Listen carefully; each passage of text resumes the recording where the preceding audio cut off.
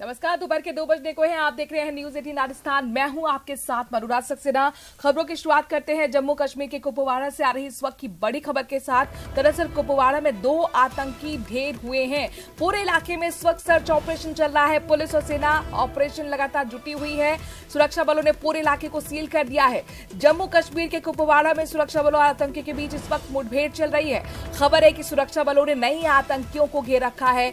दोनों तरफ से भारी गोलीबारी हो रही है।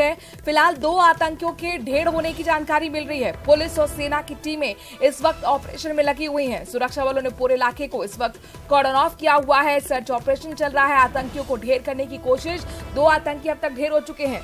तो आतंकियों और पुलिस और सेना के बीच इस वक्त मुठभेड़ की जानकारी मिल रही है। कुपवाड़ा में यह एनकाउंटर चल रहा है। पूरे इलाके में आप देख सकते हैं किस तरह से सर्च ऑपरेशन चल रहा है। कॉर्डन ऑफ इस इलाके को कर दिया गया है। माना जा रहा है आतंकी यहीं पर छिपे हुए हैं और उन्हें ढूंढकर खात्मा करने की कोशिश में लगातार ऑपरेशन को अंजाम देने में पुलिस और सेना लगी हुई है। अब तक 2 आतंकियों के ढेर होने की जानकारी मिल रही है।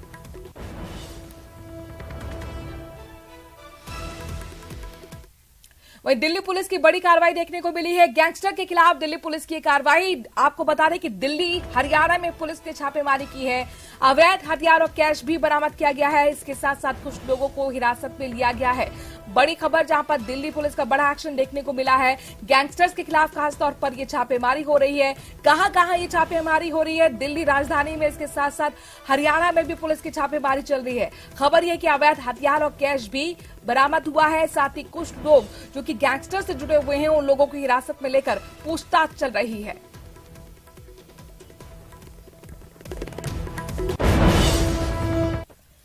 और अब बात एनसीपी की करते हैं। दरअसल एनसीपी में इस्तीफों का दौर शुरू हो गया है। जिस तरीके से शरद पवार ने कल राष्ट्रीय अध्यक्ष के पद से इस्तीफा दिया, उसके बाद अब जितेन आह्वान का इस्तीफा सामने आया है। एनसीपी के नेता है जितेन आह्वान, उन्होंने अपने पद से इस्तीफा दे दिया है।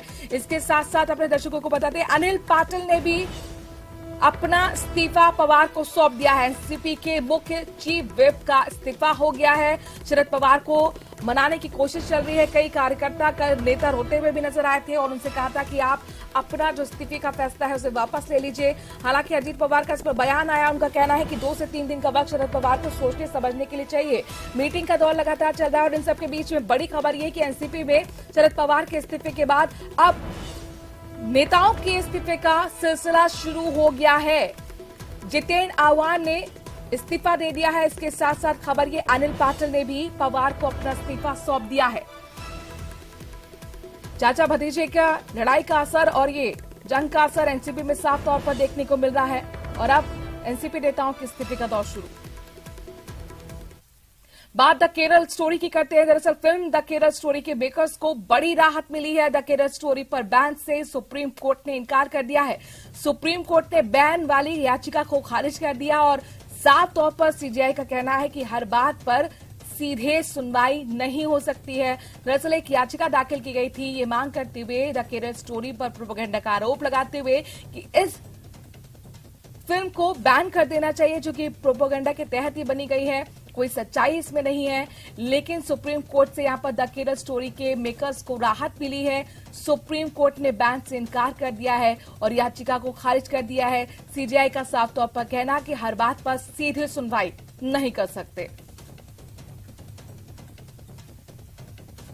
हम लोगों ने जमीयत उलमाए हिंद की जानिब से आर्टिकल 32 के तहत एक रिट पिटीशन दायर की थी, जो मेंशनिंग के लिए before division bench presided over by honourable the chief justice of India आया था in relation to the movie the Kerala story. We had हम लोगों ने कोर्ट से ये गुजारिश की थी कि इसकी रिलीज जो है 5 मई को है उसको रोका जाए। और हम लोगों का एक ऑल्टरनेट प्रेयर था, क्योंकि मूवी जो है पूरी मुस्लिम कम्युनिटी को डिमीन करती है और इस मूवी में दिखाया गया है कि 32,000 औरतें लड़कियां जो हैं उनको इस्लाम में कन्वर्ट करके वेस्ट एशियन कंट्रीज में, अफगानिस्तान में टेररिज्म के लिए प्रमोट करके उनको भेजा गया है, which is a completely false story. But the producer, director, and the lead actress, they are always going on live to say that the entire movie is based on true story. और बात शराब घोटाले की करते हैं। दिल्ली में आबकारी नीति घोटाले में जेल में बंद पूर्व डिप्टी सीएम मनीष सिसोदिया ने अंतरिम जमानत के लिए हाईकोर्ट का रुख किया है।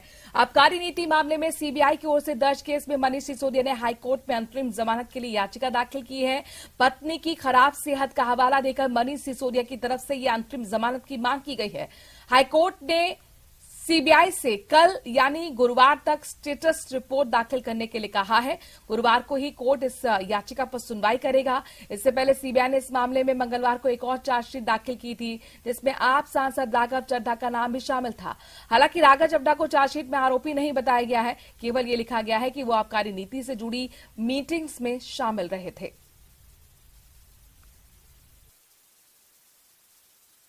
के मामले में दिल्ली के पूर्व डिप्टी सीएम मनीष सिसोदिया ने दिल्ली हाईकोर्ट में अंतरिम जमानत अर्जी दाखिल की है। उनकी तरफ से अर्जी दाखिल करके ये कहा गया है कि उनकी पत्नी का स्वास्थ्य ठीक नहीं है, वो अस्पताल में भर्ती हैं, लिहाजा उन्हें अंतरिम जमानत दिया जाए क्योंकि उनकी पत्नी की देखरेख के लिए घर पर कोई मौजूद नहीं है। हालांकि इस पूरे मामले पर सुनवाई करते हुए फिलहाल दिल्ली हाईकोर्ट ने इस पूरे मामले में सीबीआई को नोटिस जारी किया है। कल दिल्ली हाई कोर्ट इस पूरे मामले पर सुनवाई करेगा। हालांकि इस पूरे मामले में सुनवाई के दौरान कोर्ट ने मनीष सिसोदिया की पत्नी के मेडिकल रिपोर्ट को भी तलब किया है। अब ऐसे में देखना बेहद अहम होगा कि कल जब दिल्ली हाई कोर्ट इस पूरे मामले पर सुनवाई करेगा तो क्या कोर्ट से मनीष सिसोदिया को अंतरिम जमानत मिलती है या फिर नहीं। कैमरामैन आकाश के साथ सुशील पांडे, न्यूज 18 दिल्ली।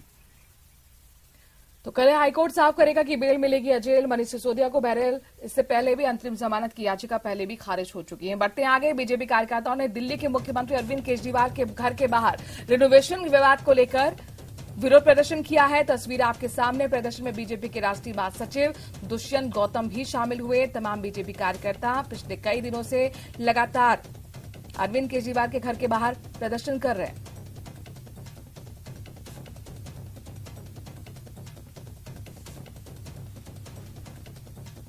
देखिए, 4 कमरे में ही नहीं कहा था, जो कहा था एकदम उसका उल्टा किया है।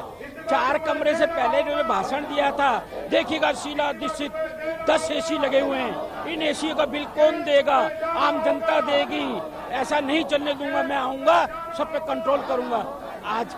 आज जिस प्रकार से टेलीविजन लगाए गए, जिस प्रकार से एसी लगाए गए हैं, जिस प्रकार से चारों तरफ भ्रष्टाचार किया गया है, एक एक चीज के अंदर भ्रष्टाचार है और मुझे लगता है दिल्ली की जनता इसके लिए माफ नहीं करेगी। जहां पर आपको बताएं कि अरविंद केजरीवाल के घर के बाहर प्रदर्शन चल रहा है, वहीं दिल्ली में जंतर मंतर पर भी पिछले 11 दिनों से प्रदर्शन चल रहा है। पहलवानों के धरने का प्रदर्शन का आज 11वां दिन।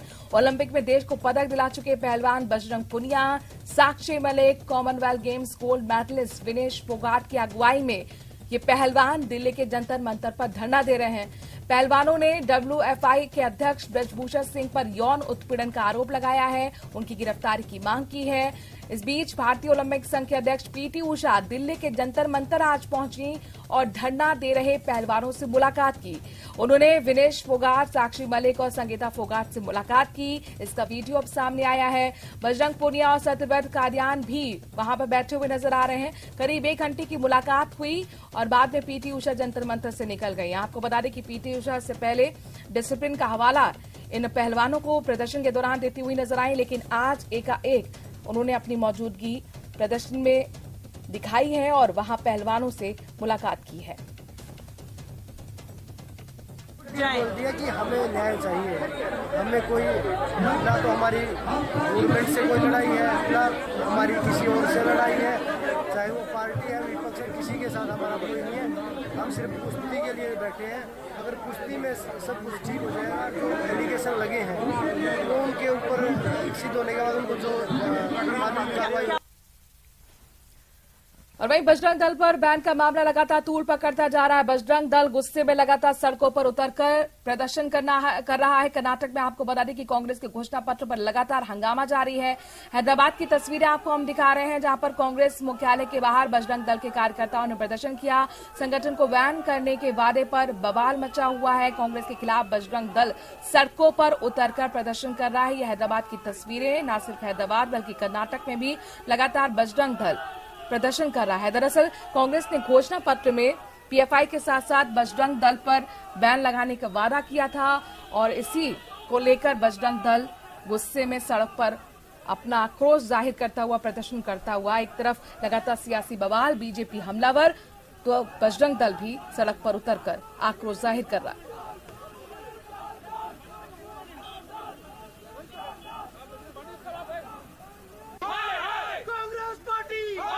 तो बजरंग दल के कार्यकर्ताओं ने राजौरी में भी बजरंग दल पर प्रतिबंध के विरोध में प्रदर्शन किया है। ये तस्वीरें आपको राजौरी की दिखा रहे हैं। बजरंग दल के कार्यकर्ताओं ने कांग्रेस पार्टी के खिलाफ नारेबाजी की। कांग्रेस पार्टी का प्रतीकात्मक पुतला भी फूंका। कांग्रेस पार्टी ने कर्नाटक विधानसभा चुनाव को लेकर अपना मैनिफेस्टो कल जारी किया था, जिसमें बजरंग दल पर बैन लगाने का वादा किया था और उसी को लेकर बजरंग दल पूरे देश में आज प्रदर्शन कर रहा है। जम्मू कश्मीर के राजौरी की तस्वीरें आपके सामने।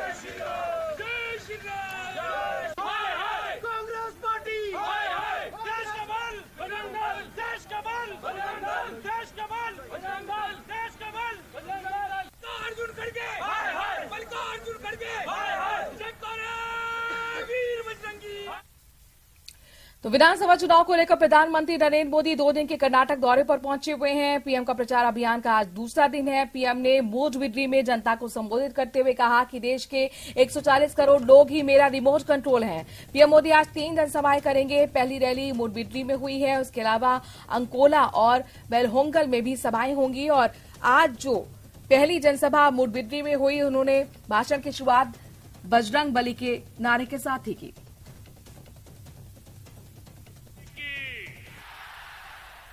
बजरंग बली की, बजरंग बली की,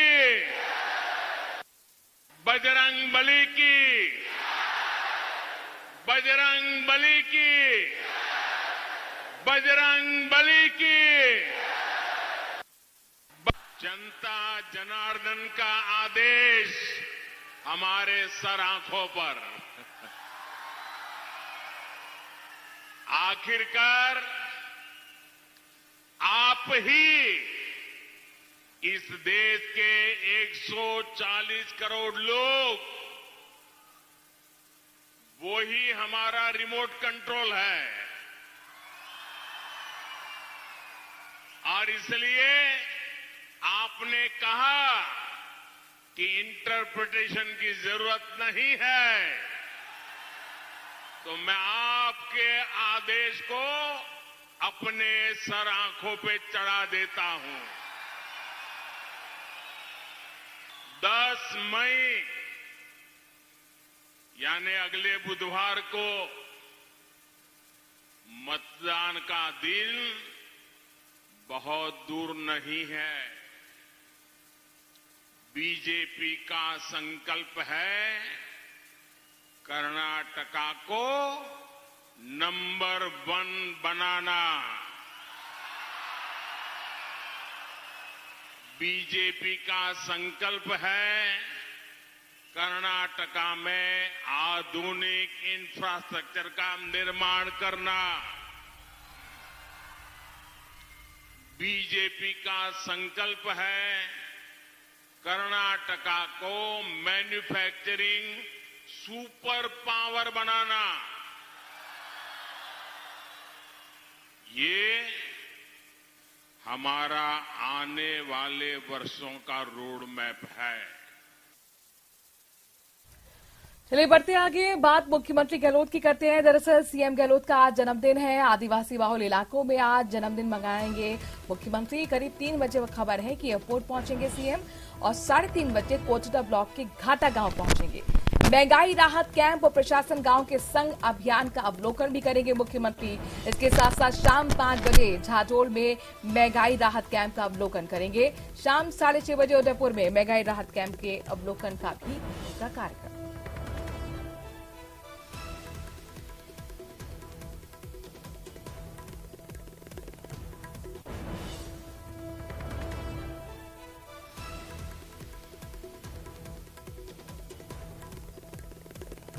सियासत के जादूगर माने जाने वाले मुख्यमंत्री अशोक गहलोत का आज जन्मदिन है। 72 साल के वो आज हो गए हैं और चुनावी साल जाहिर तौर पर सेलिब्रेशन की कई तैयारियां और इसी को लेकर कई खास मायने भी निकाले जा रहे हैं। आज आदिवासियों के साथ वो जन्मदिन मनाएंगे। इसके साथ साथ जो सरकारी कार्यक्रम है जैसे महंगाई राहत कैंप, उसमें अवलोकन भी करेंगे मुख्यमंत्री। इस वक्त फिलहाल वो कर्नाटक में है और दोपहर लगभग 3:30 बजे राजस्थान पहुंचेंगे।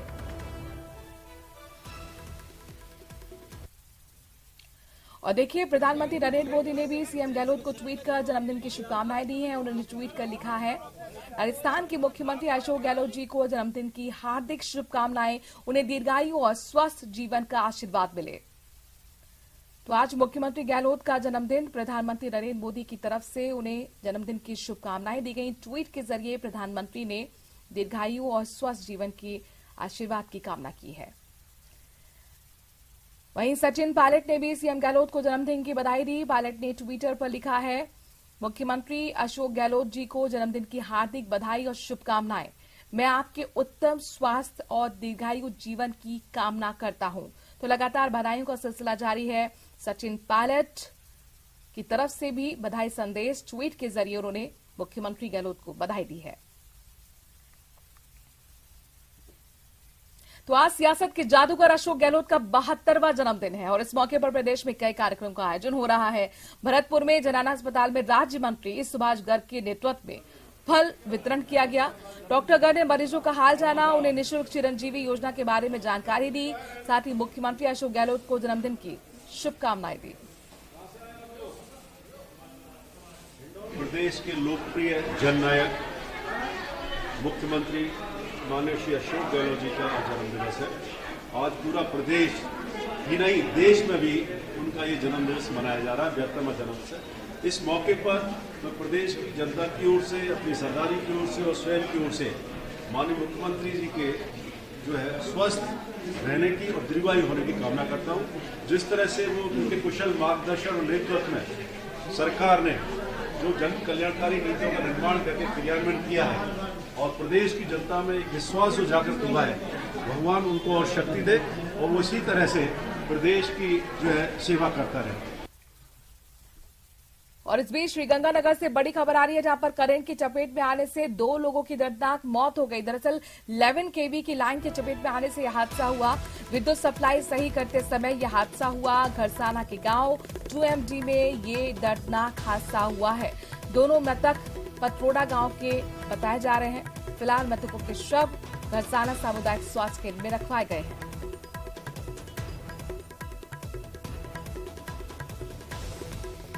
11 kV की लाइन में चपेट में आने से 2 लोगों की दर्दनाक मौत हो गई। अशोक हमारे संवाददाता श्रीगंगानगर से इस खबर पर जुड़ गए हैं। अशोक, क्या ये माना जाए कुल मिलाकर ये विद्युत विभाग की बड़ी लापरवाही, किस तरह से गांव वालों का यहाँ पर गुस्सा है और इस वक्त क्या कुछ चल रहा है, हादसा कैसे हुआ?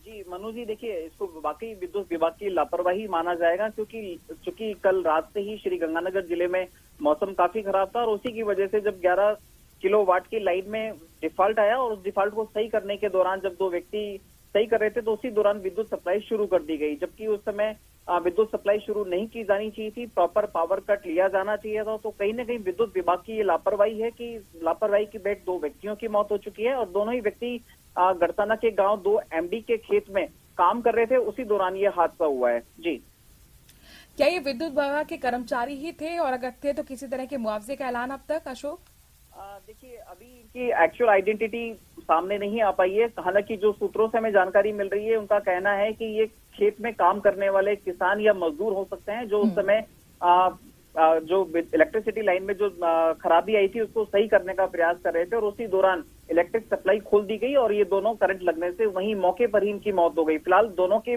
डेड बॉडीज को गड़साना की मोर्चरी में रखवाया गया। पूरे मामले की पड़ताल शुरू कर दी गई है। शुक्रिया अशोक तमाम जानकारी हम तक पहुंचाने के लिए। और झालावाड़ का रुख करते हैं, जहां पर एसीबी का बड़ा एक्शन देखने को मिला है। अधिकारी दंपति पर शिकंजा कसा है। सहकारी समिति उप रजिस्ट्रार राय सिंह मोजावत एपीओ, इसके साथ साथ मोजावत की पत्नी तहसीलदार अस्मिता सिंह भी एपीओ हो चुकी हैं। एपीओ के दौरान संयुक्त शासन सचिव सहकारिता विभाग में उपस्थिति देंगे। एसीबी ने आय से अधिक संपत्ति मामले में कार्रवाई की थी। संयुक्त शासन सचिव सहकारिता विभाग ने अब यह आदेश जारी किया है। बड़ा एक्शन अधिकारी दंपति पर सहकारी समिति उप रजिस्ट्रार राय सिंह मोजावत एपीओ हो गए हैं। इसके साथ साथ उनकी जो पत्नी है तहसीलदार अस्मिता सिंह, उनको पहले ही एपीओ किया जा चुका है। खबरों में आगे बढ़ते हैं। जयपुर से अगली खबर लेते हैं, जहां पर चांदपोल से दरअसल ये बड़ी खबर है। 20 लाख रुपए से भरा बैग लेकर बदमाश भाग खड़े हुए। पुलिसकर्मी बनकर लाखों रुपए की लूट को अंजाम देकर ये बदमाश भाग गए। बाबा हरिश्चंद बाग पर दिन दहाड़े लूट की वारदात हुई। एक कारोबारी के कर्मचारी को पुलिसकर्मी बनाकर उसे रोका और पूरी खबर की जानकारी लेते हैं। विष्णु हमारे संवाददाता जुड़ गए हैं। विष्णु, क्या डिटेल है आपके पास? विष्णु, आपको ऑडियो मिल रहा है? विष्णु, जानना चाहेंगे, आवाज आप तक पहुंच रही है? जी देखिए ये जो 20 लाख रुपए की वारदात है वो जयपुर शहर के चांदपुर बाजार में दिन दहाड़े बाबा हरिश्चंद मार्ग में हुई, जहां पे बताया जा रहा है कि ये जो 20 लाख रुपए की जो वारदात है वो एक हवाला कारोबारी के कर्मचारी से हुई है। और ये कर्मचारी 20 लाख रुपए से भरा हुआ जो बैग है वो लेकर के गुजर रहा था, तभी तो बदमाश यहाँ पर आए और पुलिसकर्मी बन करके उन्होंने एक कर्मचारी को रोका और कहा कि हम ड्रग्स की चेकिंग करने के लिए तुम्हारा बैग चेक करना चाहते हैं, यहाँ पर जो है ड्रग्स की तस्करी हो रही है। ऐसे में कर्मचारी ने बदमाशों को पुलिसकर्मी समझ करके उनका आईडी कार्ड देख करके समझा कि ये पुलिसकर्मी है। ऐसे में बदमाशों ने कर्मचारी ने कहा कि वह कुछ देर में अपने मालिक से बात करके आ रहा है और इसी बीच में बदमाश 20 लाख रुपए से भरा हुआ बैग दिन दहाड़े बाबा हरिश्चंद मार्ग से लेकर के फरार हुए। तो फिलहाल एडिशनल डीसीपी धर्मेंद्र सागर मौके पर है, सीसीटीवी फुटेज पुलिस खंगाल रही है। जी शुक्रिया विष्णु, तमाम जानकारी हम तक पहुंचाने के लिए। तो कुल मिलाकर यहाँ पर आप देख सकते हैं कि इस तरह से खाकी का जो खौफ है वो बदमाशों के अंदर कतई नहीं है। खुद पुलिसकर्मी बनकर यहाँ पर 20 लाख की लूट को अंजाम देकर बदमाश फरार हो गए।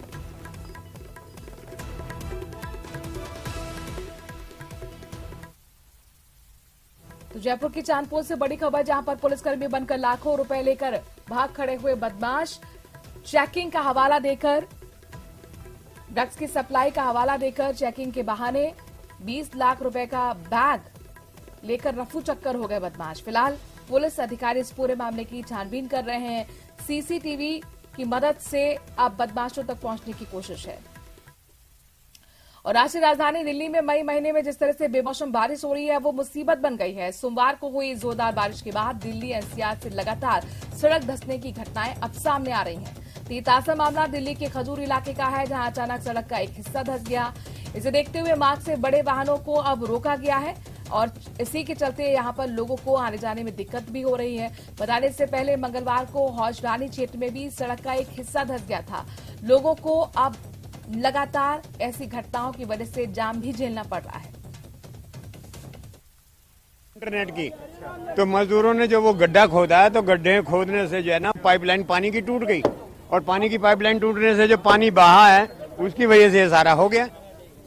अंदर ही अंदर पानी जो है ना सारा बैठ गया, मिट्टी नहीं, किसी को नुकसान नहीं हुआ। यहाँ ये सुबह सुबह बच्चों की बस जा रही थी 7:15 बजे के करीब में और वो बस धंसने को आई, फिर ड्राइवर वो तो स्पीड में था, थोड़ा गाड़ी बैलेंस करके वो निकल गया। उसके बाद में एक बारगी से रोड बढ़ गया और पानी खूब तेजी से ऊपर आया। उसके बाद में फिर सारा पानी पानी होके फिर नीचे गड्ढा बैठ गया। उत्तराखंड से लेकर राजस्थान तक बर्फबारी का मौसम लगातार जारी है। आपको 3 तस्वीरें दिखाते हैं जहां पर देखिए किस तरह से मौसम बदला और स्नोफॉल शुरू हो गया। केदारनाथ की पहली तस्वीर, बीकानेर की दूसरी तस्वीर और झुंझुनू राजस्थान की तीसरी तस्वीर है। तीनों जगह पर जमकर स्नोफॉल हुआ है। बर्फबारी की वजह से लोगों को गर्मी से राहत मिली है। तो बीकानेर में धोरों पर ओलों की चादर बिछ गई। बज्जू क्षेत्र में ओले गिरे। पश्चिमी विक्षोभ के कारण ये मौसम ने करवट बदली। कहीं हल्की बारिश हुई तो कहीं ओले गिरे। ओले की चादर के कारण धोरों में बर्फबारी जैसा नजारा देखने को मिला।